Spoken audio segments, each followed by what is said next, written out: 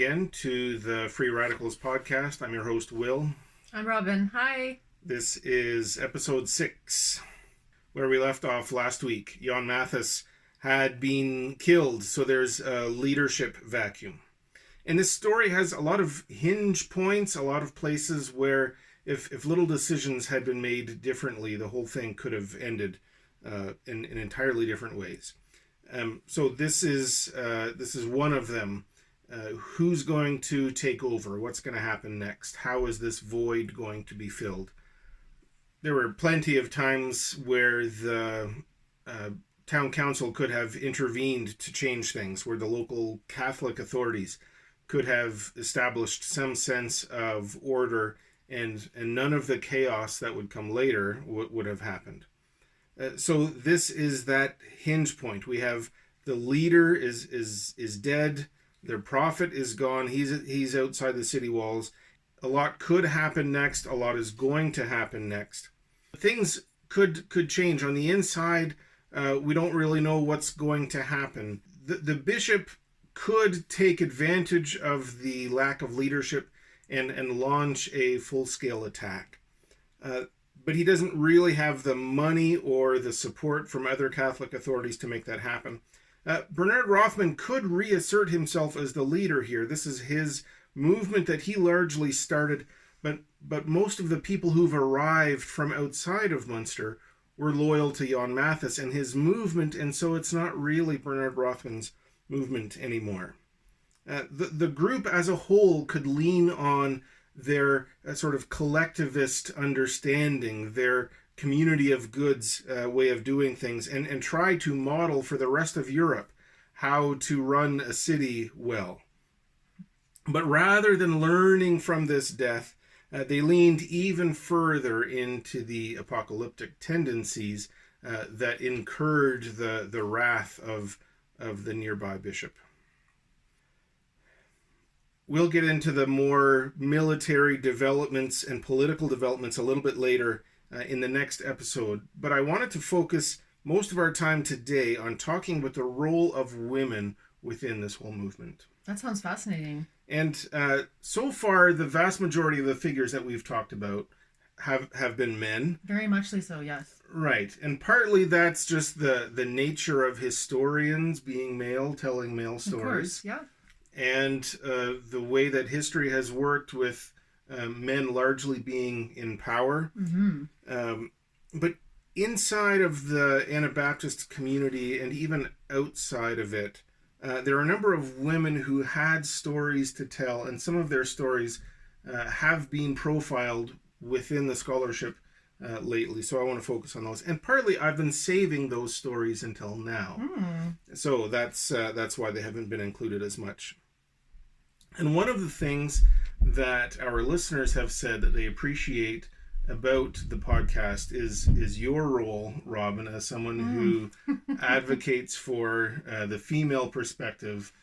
So we're looking forward to that from you today. Awesome. That sounds great.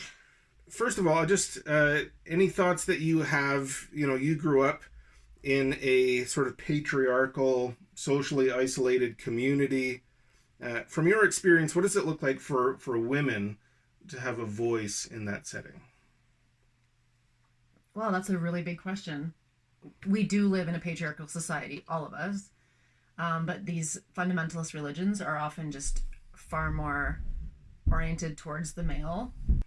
Yeah, I think there is room for women to have voices there. I think there's just a lot goes behind how to have a voice, and a lot of thought goes into whose toes to not step on and how to word things, and what I'm going to use the word spirit in quotations, how you present something. Mm-hmm. Women have to be very careful to present ideas in a way that is sort of meek and sort of humble and sort of sweet, and very, very careful. Yeah, the role of women is complicated in this story, and we're going to dig into some of those. So a few episodes back, we talked about there's a circle of prophets in the Anabaptist community in Strasbourg. And Strasbourg is where Bernard Rothman went, one of the cities that he visited on his Reformation tour in 1531.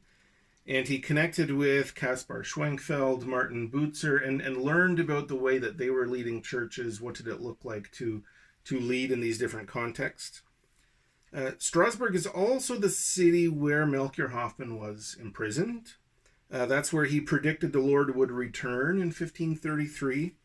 And that's where he was identified as the new Elijah, one of the last two witnesses of the end times. And that pronouncement was made by this circle of Anabaptist prophets, which included at least two very prominent women. The first one is named Ursula Joost. She and her husband, who was a butcher, both received visions about the end of all things. A book of her prophetic visions was published and distributed. And when Melchior Hoffman arrived in Strasbourg the first time, he was just a regular church reformer who didn't like Martin Luther. But after his time with Ursula Joost and her husband, he was ready to embrace Anabaptism. So none of this happens without the role of female prophets. Strasbourg was on the leading edge of some church reform things, and so there was room for Anabaptists to have a voice, and even Anabaptist women. And the second prominent woman in the Anabaptist circle of prophets was named Barbara Rebstock. She had traveled outside of Strasbourg to learn from church leaders in different places. And people outside of the city of Strasbourg would come from long distances to hear her. She had established a reputation as a person who had visions, not just about Strasbourg, but about the church and the whole world. And they would come to her home. They would come to the meeting places where they worshipped, and she would prophesy. What does that mean, though? Talk about like what she thought was going to happen in the future, or talk about like a spiritual prophecy, or something that's going to happen in real life? Yeah, so she would talk about the dreams that she had, and then she would explain what they meant. So there's a little bit of a example of that I would like you to read. Obi Phillips, we talked about him a little while ago. He recorded some of the things that he had seen and heard from this circle of prophets, and he writes down what he saw from Barbara Rebstock in terms of how she identified Melchior Hoffman as the new Elijah. And he explains how Barbara Rebstock had a vision that identified Melchior Hoffman as the new Elijah. So I would like you to read this portion right here. She saw a white swan swimming in a beautiful river or watercourse, which swan had sung beautifully and wonderfully, and that she interpreted to apply to Melchior as the true Elijah. Yeah, so... Can I read the rest? Okay. Yeah, please read the rest. And that she interpreted to apply to Melchior as the true Elijah. She had also seen a vision of many death heads on the walls around Strasbourg. When she wondered whether Melchior's head was among them, and she tried to see, she became aware of Melchior's head, and as she gazed upon it, the head laughed and looked at her in a friendly way. Thereafter she saw that all the other heads came alive, one after the other, and they all began to laugh. Oh dear. So if you or I had the same dream, we might not interpret it the same way. Yeah, I wonder if people are taking themselves a little too seriously back in the 1500s. Right. So that's part of the challenge is we have these historical figures, male or female, who would be very strange if we came across them today. But they play important roles in this story and the whole Anabaptist movement around that time and now. All right, we talked about Klaus Fry is the guy who turned in Melchior Hoffman, reported him to the authorities in Strasbourg. He was the guy that left Strasbourg and his unsupportive wife and then moved to a new community, found a more enthusiastic and supportive wife. They moved back to Strasbourg, and it was Barbara Rebstock who told him that he should go back to his first wife. Oh, and what did he do? He didn't like it, and so that's when he decided to turn Melchior Hoffman into the authorities. Oh, wow. So women play a big part in this story, in Munster in particular, but mostly behind the scenes. So many of the native Munsterites who stayed when everybody else left were women. And whether or not they supported Jan Mathis or Jan van Leyden afterwards, it was their home. Their children were often there. And so they were in the city, and they would do what they could to ensure that their children were safe and that their property was safe. Also, as things changed, they shut down the monasteries and the convents, and so the women who were living there as nuns were released, but many of them hadn't enrolled in monasteries out of a free choice. They had done so because they had been cast out by their families. So many of them became enthusiastic supporters of the Anabaptist movement. Wow, that's interesting. And Munster offered something new, something that other cities, whether they were Catholic or Lutheran, weren't really doing. And when something new and dramatic happens, as we see in religious movements today still, they're especially appealing to people on the fringes of society. Right. Many of whom are often women for a variety of reasons. So by the time that the siege begins, by the time Jan Mathis is killed, there are roughly 3 adult women in Munster for every adult man. Oh, wow. They're by far the majority of people in the community. The Dutch women that arrived, so she wasn't from Munster originally, was a woman by the name of Heile Feiken. Now, I'm guessing on that pronunciation.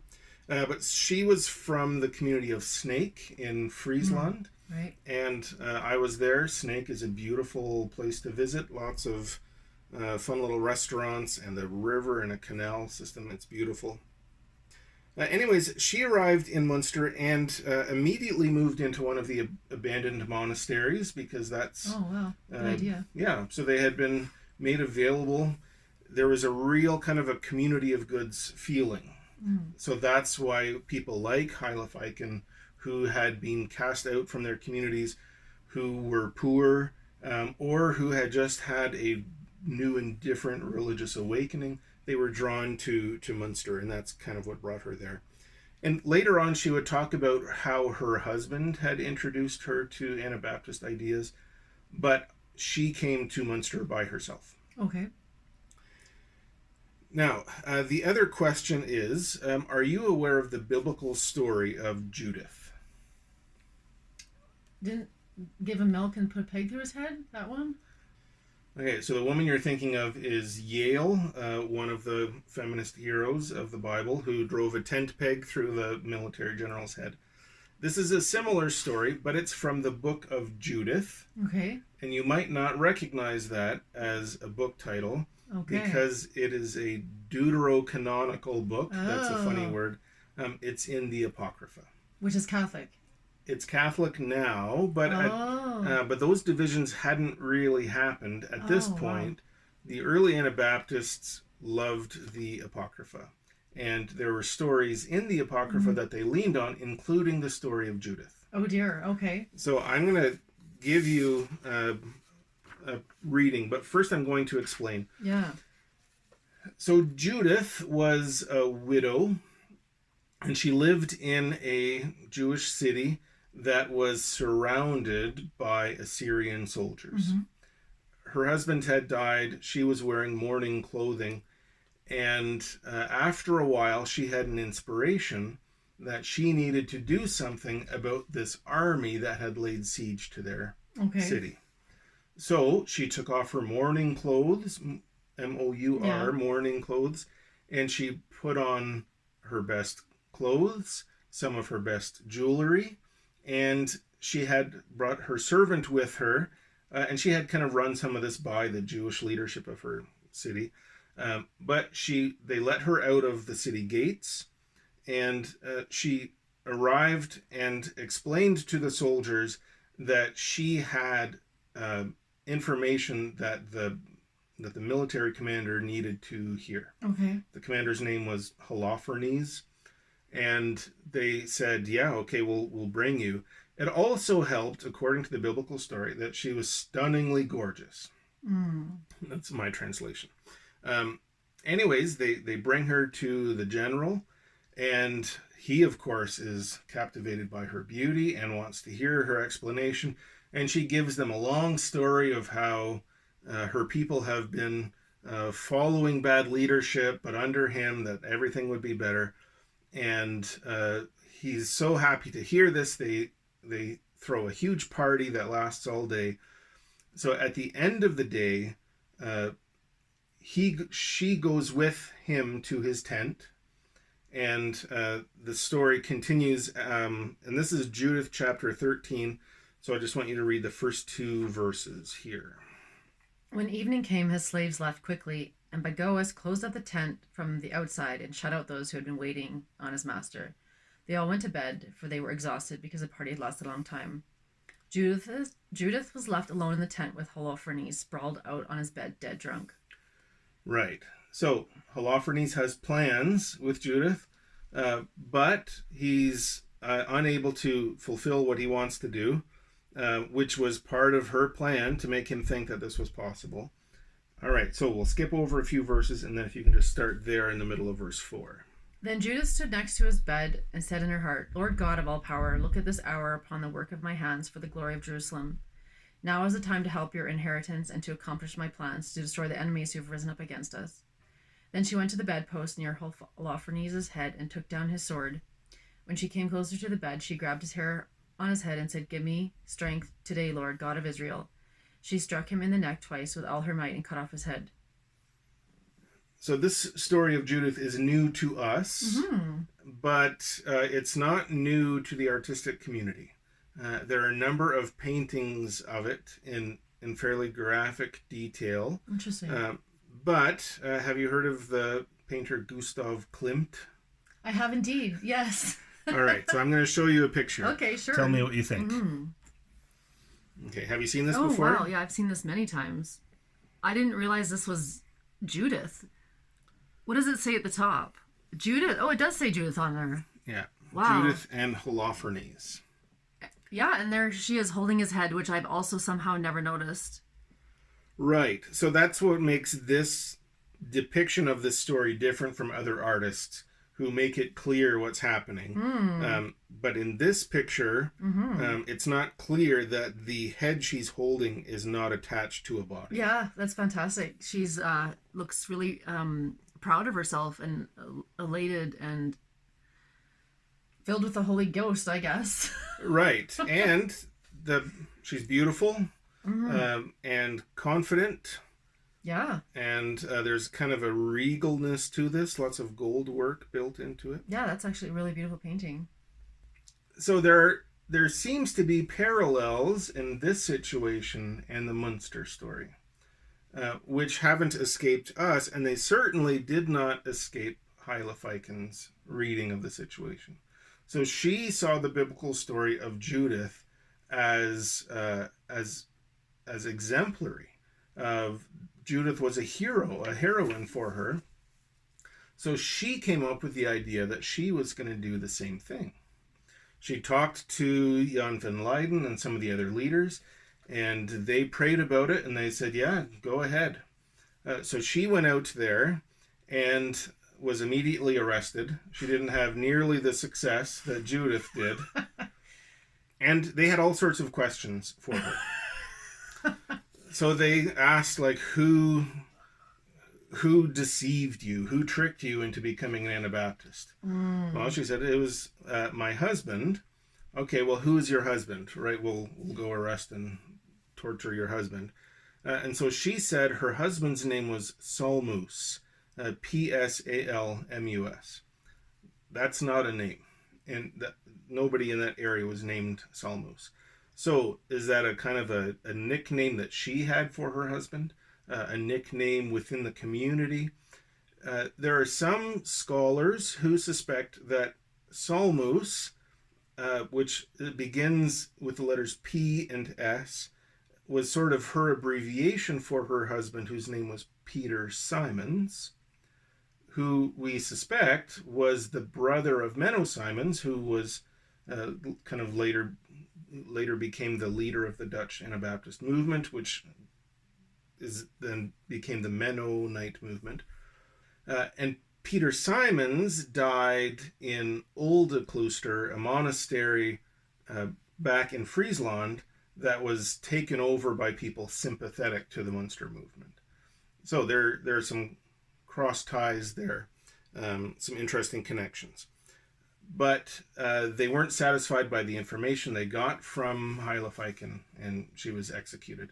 And Bishop Franz von Waldeck didn't throw a party for her, didn't take her to his tent, and was not decapitated by her. Wow, maybe she wasn't hot enough. Maybe that's part of it. But you kind of have to wonder about the mindset of a person who reads this story and says, oh, I could do that. Well, optimism. Or maybe that's the only power she thought she as a woman had in this. Maybe it's just faith. Maybe it's just faith. Maybe all of this is just faith. Yeah. One of the women that arrived with Jan Mathis when he came to Munster the first time was his wife, Divara. That's her name. And she was also famously beautiful. That seems to be... No, we don't know how good looking any of the men are. Although some of the reproductions that we have don't convince contemporary eyes that she was beautiful. That's maybe a product of the historian's work as well. So, an Easter morning, Jan Mathis is killed and Divara becomes a widow.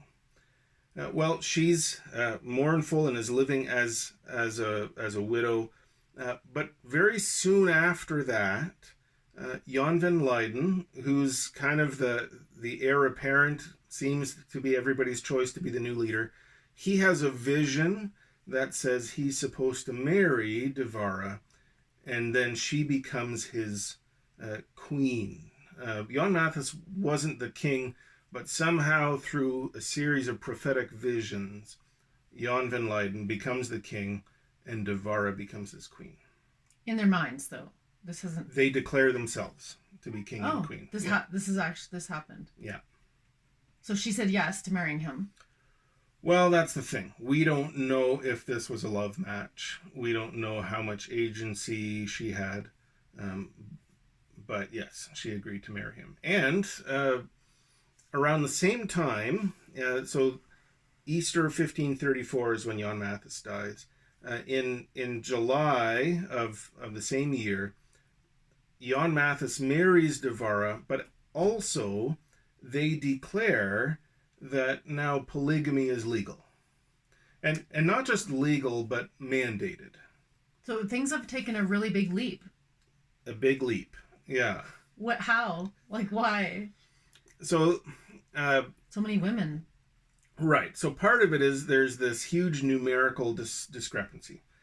But there is a community of goods. They are feeding each other, but the food rations are distributed among the men. So... oh my goodness. So one way of assuring that all of the people, all of the women get food, is to make sure that they're attached to men who are distributing the food. Okay, but this is true patriarchy here right now. Delivering the food as men, and then the women just sort it out. If you want to survive, hook yourself up to a man, because you're not going to get food any other way. Exactly. Okay, well, that's pretty sick. Yeah, so this has been used ever since as a way of discrediting the movement by people on both sides, right? So people say, well, this is patriarchy and it's disgusting. Other people who are big fans of patriarchy have also said, well, polygamy is clearly against biblical teachings. Interesting. Right. So on both sides, this is evidence against Jan van Leyden's credibility as a leader. Wow. But Jan van Leyden had 16 wives. Okay, so when did he have 16 wives? After he declared it was okay in July, or before that? After. So in July he got an extra 15 wives? Right. So he couldn't have before that, because there had been a declaration of what holy living would look like in Munster, right? So men could only be with their wives as according to that dictate. But then they had to loosen it so that there could be more wives. Got that. Yeah. So, like, did he have a lot of money? Like, he had all the money, right? He was the king, right? He had the best clothes. He had access to the best property. but it wasn't a king. It wasn't like a country where there was a king and queen before. So they just turned themselves into a king and queen. So that must have been a kind of a hard system to make the finances go. Like, it wasn't a monarchy. It wasn't a, whatever. What's it called? That's the right word. Yeah. So within the walls, you can set your own rules, right? Nobody outside of Munster recognized him as the king, right? But ever since then, Wow. since he declared it, Yeah. that's Wow. that's how he's addressed. Yeah. Funny. And not just king of Munster, Oh, no. but Munster is where Jesus was coming back to save the whole world. So by being king of Munster, Jan van Leyden was king of the world. Mm-hmm. So there's a lot of ego at play here. Yeah. Wow. So one of Jan's other wives, he had 16 wives, and many of these women were connected to other powerful families in Munster. So it was also a way of legitimizing his rule because he was connected now to all these different families. But one of his wives was a woman by the name of Elizabeth Wandshearer. I don't know where the name comes from. And according to the story, she looks at the situation and she sees how she is living comfortably. She and the other wives have access to more food, better clothes. But the longer the siege takes, the harder it is to get food into the city. And so pretty soon there isn't enough food for everybody, which we'll talk about next week. But King Jan and the royal household has not just food, but good food. And she sees a disconnect between what they all are supposed to believe and what she's experiencing. So she goes to Jan. What's her name? Elizabeth Wandshearer. Right. Okay. So Elizabeth goes to her husband. She takes her jewelry, some of the fine stuff she's been given. She lays it in front of him and says, I can't live this way anymore. So I'm giving it all back to you, and with your permission, I would like to leave. He doesn't take this very well. Okay. And she's killed by him on the spot. What? And the other 15 wives, according to the story, and there's reason to question this, which we'll talk about later again too. The other 15 wives immediately start singing songs of praise to God for the justice that has been administered in front of them. Okay. I thought these guys were like peace lovers. They may have been before the siege, but when you're surrounded by an army, it's pretty hard to hold on to pacifist ideals. Yeah. Wow. Interesting. Right. So, until now, it's been a series of theological developments with political underpinnings. But now we're starting to see some of the ugly social realities that aren't surviving the theological filters that they all claim to have been put in place. Yeah. Wow. It's turning into like a cult or something. Right. Yeah. All the earmarks of a cult that we would be looking for now are clearly on display in terms of the charismatic leadership, both of Jan Mathis and Jan van Leyden, the limited freedom of people within the movement to speak up their dissent, the subjugation of women to the whims of the leaders. All of these things are happening in what was supposed to be this utopian paradise to which Jesus would return. Wow.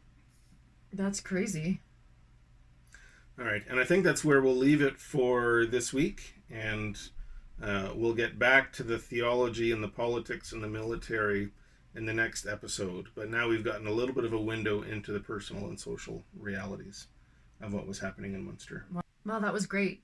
I have to say thank you so much, Will, for just taking the time to just have a moment just focusing on the women and their part of the story. I always find stories so much more interesting from a female perspective. And obviously, it's really taken a turn with the number of women involved in the marriages and the number of women involved in this town. I wonder if maybe survival was their motivation. I don't know, but Right. yeah, thanks a lot for sharing that. It was really interesting. Yeah, well, I thought it was important. It's easy to look at this as a historical event, a trajectory of theological ideas. But the story of the women, I think, kind of hits home the power of how these ideas, some of which I think are good ideas but poorly implemented, impact a lot of vulnerable people, especially the women. Oh, 100%, yeah. All right. Well, thanks, Robin, for listening and following along. Thanks to you too, the listener, for engaging. I'm going to put up some pictures connected to this story on the website and in the YouTube video that you can follow on the YouTube channel. We are available on podcast platforms. We would love it if you would share with your friends, people who you think might be interested, and join us again in a few weeks for the next episode. Thanks for following. Yeah, I can't wait to find out what happens. Bye.